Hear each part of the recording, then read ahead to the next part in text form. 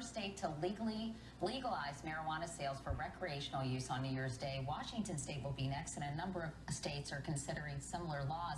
Is our nation going up in smoke? Jeffrey Toobin is CNN's senior legal analyst, and psychologist Sheryl Ziegler from Denver helps parents talk to their kids about drugs. Welcome to both of you. Nice to see you. So it seems like attitudes are changing so much. I know a recent poll showed 88% of American people favor medicinal marijuana use, and many people also are supporting recreational use, the legalization of recreational use. Why do you think attitudes are changing so much? Because it seems to people like prohibition with alcohol, that putting people in prison for pot is just counterproductive. Too many people smoke pot. Too many people have relatively harmless experiences with it. And the idea of the cure for marijuana is much worse than the disease. Prosecuting people, putting people in prison. There's a big racial dimension where black people are far more likely to be arrested for pot than white. In light of all that, I think people are just saying legalize it, tax it, and not, have the criminal justice system part of it anymore. On the federal level, though, as you know, Jeff, pot is still against the law, serious offense. It's classified as a type 1 narcotic with sort of the same classification as heroin. Right. So how do you square these two very different viewpoints? Well, the Attorney General, Eric Holder, has put Colorado and Washington on probation.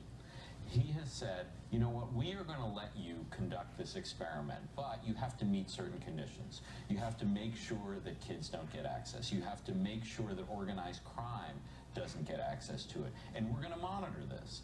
And if it unfolds as you want it, we're going to stay out of it and let you do this. But if it doesn't, we're going to start prosecuting people again. So the feds do have the capabilities of going and overturning this law. Tomorrow. They could do it tomorrow. But they said they're not going to, but they're keeping an eye on the situation. Meanwhile, Sheryl, I know you are from Colorado. What kinds of concerns are you hearing from families about this new law? Yeah, I think parents are really saying, what do I tell my kid about this? I used to be able to say, well, it's not legal. And now you don't have that piece. And so parents are saying to me, what do I say to my kid? And so what I say to them is they need to start the conversation. They need to be very comfortable having the conversation, and they need to be armed with the facts, because there's a lot of facts and fiction. And so they need to be very comfortable knowing what to say to their kids. And so what do you say? I think, the first thing you say is that marijuana is addictive. And it's a misnomer that it's not. And so they need to know that it's addictive. They need to know that if you have a mental health issue like anxiety, depression, ADHD, marijuana use exacerbates it.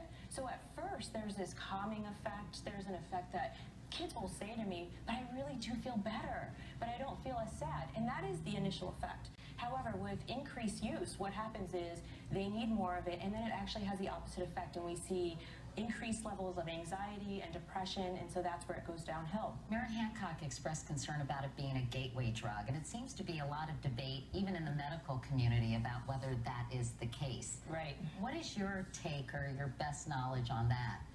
The best thing I can say with confidence is that it is the gateway drug to high-risk behavior. And so we know that it kind of goes tobacco, alcohol, marijuana, and then when you are kind of doing the three combination, you're putting yourself in situations where there are more illicit drugs, where there's more high-risk behavior among adolescents. And so that's the one thing that I feel very confident saying. It opens up the doors to really risky situations. But the paradox with marijuana is that most hard drug users did start with marijuana. But most marijuana users don't go on to hard drugs.